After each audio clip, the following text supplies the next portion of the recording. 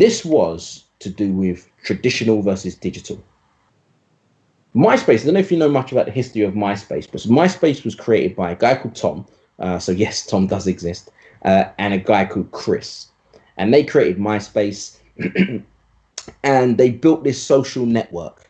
It was something else, and then they turned it into MySpace, what we know it.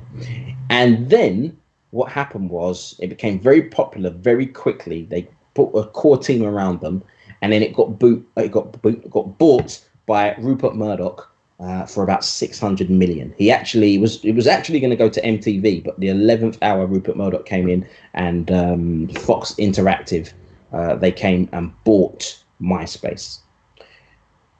The problem with this was what happened is that you had a traditional company managing a digital company. Now, if it happened now, you look at it and think, this is not going to work. For example, if CNN bought Instagram, you know that Instagram's days are numbered. If, I don't know, Sky bought Twitter, you know that it's not going to be the way we know it. So that then, back in 2005, it was kind of not the norm, because it was the first big sell, but nobody didn't think it would be anything wrong with it. So the problem that we have when it's a traditional company and a digital company is a traditional company understands how to work in a traditional way. And again, love him or hate him, Rupert Murdoch has a number of different organizations that's worked over the years doing what they do in a traditional space. And the traditional space, if you look at it from a financial point of view and a commercial point of view, a lot of it's to do with ads. So there's a piece of content, and then they disrupt you with an ad, and then there's more content and disrupt you with an ad. And the better the content, the more eyeballs on the content, the more they can charge for ads. And that is how traditional media works, whether it be radio, print, or television. Digital doesn't work that way. And what happened was when they first bought MySpace, it was like, how can we make money from this from day one? Because nobody's seen at that time a website go from 0 to tens of millions in the space of a year. So it's like, how do we make money on these eyeballs? And what was happening was ads were just being placed in front, and they were just using traditional methods to do that. At the same time, well, not at the same time, so a few months, years afterwards, all of these social media sites like Facebook started appearing, Twitter started appearing, and all of these sites started appearing. And they were not owned by anyone. They were, yes, they had investment, but they had the reins to do what they want. And you're always going to be in a good position if you don't have the pressure to make money. You just need to create some cool stuff and create awareness versus someone who has to make money from a product. You're always going to be in a better position if you can just do cool stuff around it. So what was happening was this traditional company trying to manage a digital company. And when I talk about nothing has changed, it might surprise some people.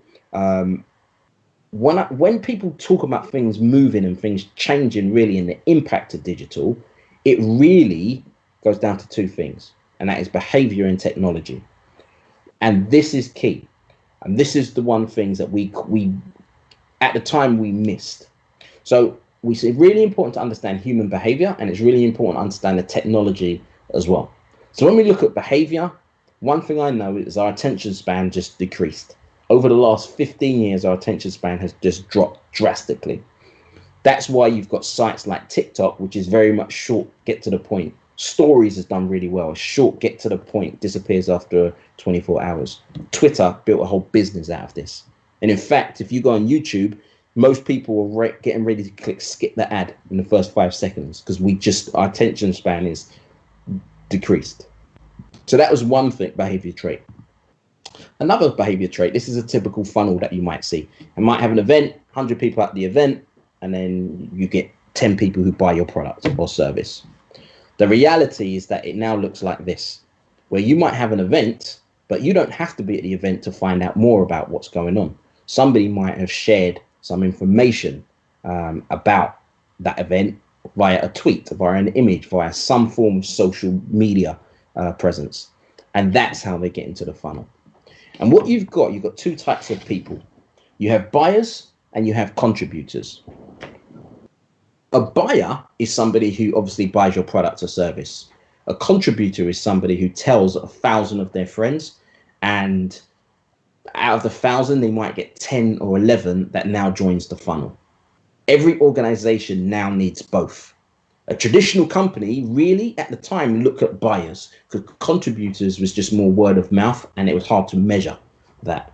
Now it's still not easy to measure, but at least we see some crumbs, some breadcrumbs of what we can look at measuring.